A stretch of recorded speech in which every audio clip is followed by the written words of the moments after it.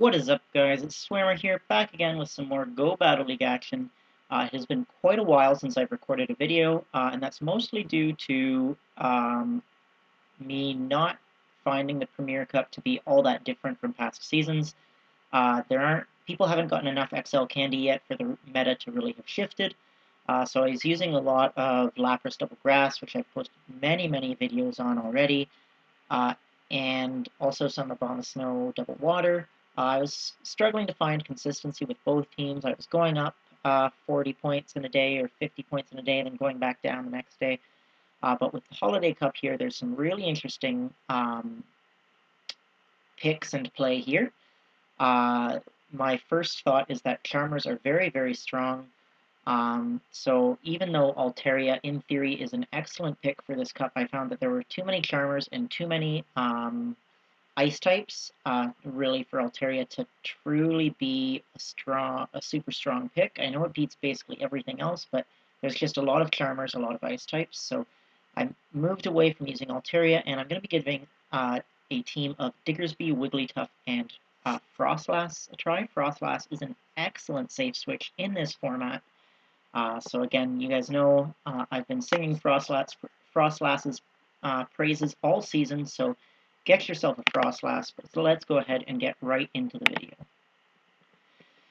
So this Diggersby is, it is an XL Diggersby, but it is just level 44. So the IVs on it are something like 7, 14, 15, so pretty decent PvP IVs, but means I do not have to get it anywhere near that level 50 mark, and I did have the 88 XL candy that I needed. So we'll have to see how it does. So we have Diggersby into Dugong. So this isn't great for us. We're going to go ahead and swap into Wigglytuff. I probably should have gone into Froslass here, to be honest, but Froslass is my better counter, so I actually wanted to save Froslass. They go for the Icy Wind and swap out into their own Wigglytuff. This is totally fine with me. I'm going to go straight for this Play Rough, and even though I'm debuffed, this Play Rough is going to do enough damage to get this Wigglytuff quite low, and now I'm going to be able to come back in and farm all the way down with Diggersby. So I'm waiting out that switch clock. I want to make sure that I've got the ability to switch as early as possible, and they're going to come back in with this Dugong. I'm going to go straight for that Earthquake after overcharging a little bit. I don't want to bait with the Fire Punch. I want to make sure I either get the damage or the shields. We do get a shield, so that's alright with us. My opponent makes a great swap on the next Earthquake, so they were doing a great job keeping track of my energy into Altaria. However, I have an excellent response to this Altaria in Froslass, and I've got 2 shields, so I'm going to be able to shield once. And the extra chip damage from the Earthquake is actually nice because it means that I'm not going to have to drop a second shield here, and I've got 100 energy coming out of this matchup. So I can go for Shadow Ball. This is going to force a shield.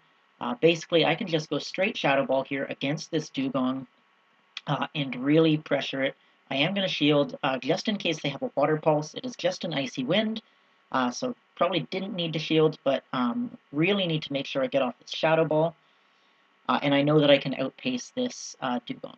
So going to build up, go for an Avalanche, as they are quite low now. They're throwing their energy. This is an Aqua Jet, so double or triple Legacy Dugong there, so very big flex by my opponent, but we're still going to be able to land the Avalanche and then swap into Diggersby and farm them down with Mud Shots.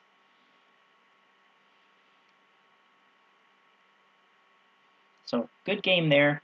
Honestly, when I came back in with Diggersby there, my opponent should have come back in with their Altaria. Altaria has such a dominant matchup against Diggersby that it's almost game over. So catching the Earthquake on Altaria was nice, but it meant that they had to give up switch advantage to do it, and that was the match. So here we have Diggersby into Marowak. This is a very good matchup for us, but they actually swap right away into Shadow Victory Bell. Shadow Victory Bell is a pain in all formats, and in particular in this format where there aren't really all that many things that resist Razor Leaf.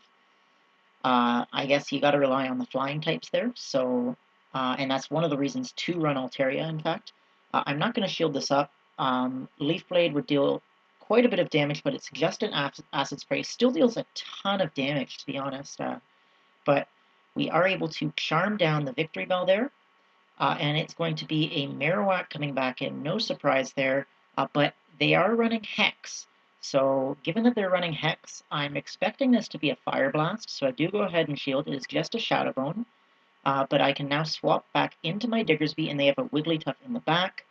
This is totally fine. This is a positive matchup for Diggersby. It is bulky enough to tank the charm damage and get to its own charge moves fast enough.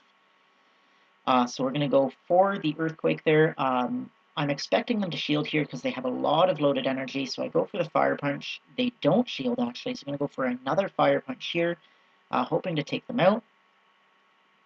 But we do get the shield now. And they're throwing their energy, so I'm just going to let this go.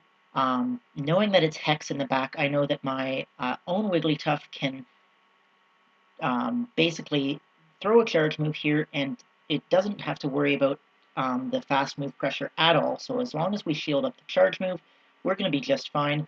No matter what this is, I'm going to shield. If it's Shadow Bone, they won't have enough time to get to a Fire Blast.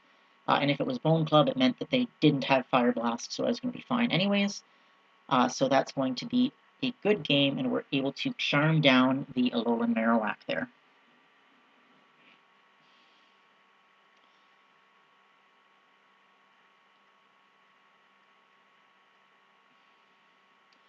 Alright, getting into this next match.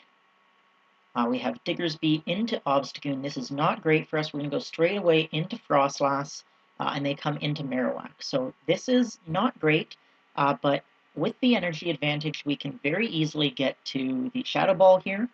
This is going to force a shield, and we're going to be able to... we're not going to shield anything. This is likely just going to be a Bone Club. Generally, the Alolan Marowaks want to farm down so they can leave with energy. Depending on the IVs of the Marowak and your Froslass, you can get to the second Shadow Ball, but there I wasn't confident I was going to make it, so I just throw the Avalanche for that chip damage, and now I'm going to farm all the way down with the Diggersby and really come out of this with a ton of loaded energy. And basically, that's the way that I'm going to be able to beat the Obstagoon, is with lots of loaded energy on Diggersby. They are getting off a lot of charge moves here, but Bone Clubs don't deal a lot. There's not a lot of fast move pressure because Diggersby is so tanky, so they are able to deal a fair bit of damage, but we do have 100 energy here, so Obstagoon is going to come in and eat an Earthquake right away.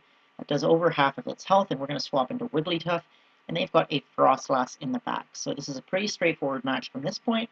All I need to do is double shield the Wigglytuff. We shield up the Avalanche. They're going to get to another Avalanche, and we're just going to be able to farm them all the way down, and then they actually decide to surrender there. So that game was over. All I had to do was charm down the Froslass and charm down the Obstagoon. They really had no way to be able to take me out, especially because I still had loaded energy on the Diggersby. I was a one mud shot away from a Fire Punch.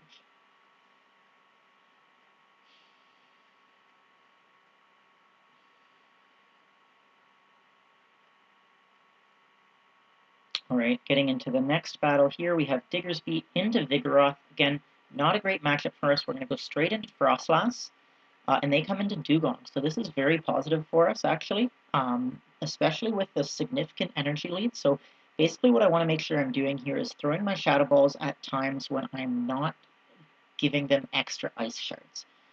So I'm going to try and make sure I don't let it through the extra Ice Shards. Icy Wind does not hurt at all.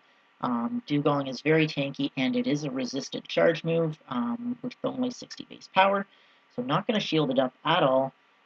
And even that debuffed Shadow Ball does about half their health. Now, because I don't have Hex, I am likely not going to be able to flip this matchup. This next Shadow Ball is going to get them low, but not going to be able to take them out. But I think that I should be able to get to an Avalanche before they're able to take us out. But they actually do a quick swap into Vigoroth to avoid that scenario, so good play by them, to be honest. especially because energy on Vigoroth is going to be very dangerous. Those stab body slams really add up, so I'm going to go ahead and shield up the first one on Wigglytuff. I know I'm going to have to shield at least one of them. And we're just hoping to charm this Vigoroth down as quickly as they can, but they actually get to another body slam here, so we're going to have to shield that up. And I think that's probably going to be game unless they've got something weak to Diggersby in the back. Have to see what comes in. It is going to be a Froslass, so that's not what I want to see. Froslass generally has a fairly positive matchup against Diggersby. We're going to throw the Play Rough to burn that shield, go into Diggersby, and go for the Fire Punch. And the problem here is that the Dugong either has a charge move or enough health to get to one without me being able to farm them down, and we can't get to 3 Fire Punches before they get to 2 Avalanches. We can get to 2, so we really need to be able to farm more there. However, they're going to be able to Icy Wind us to take us out. If I'd thrown the Fire Punch, maybe that would have been enough because I would have had a little bit more health on Wigglytuff and might have been able to charm down the Froslass.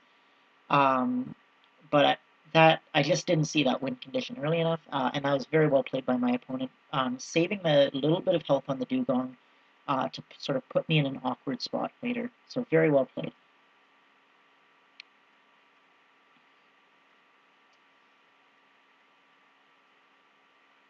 Alright, getting into this next match here, Diggersby into Altaria. This is the nightmare scenario. You got to switch right away. I'm going into Wigglytuff here, knowing that Froslass really is my better counter, especially endgame, to Altaria.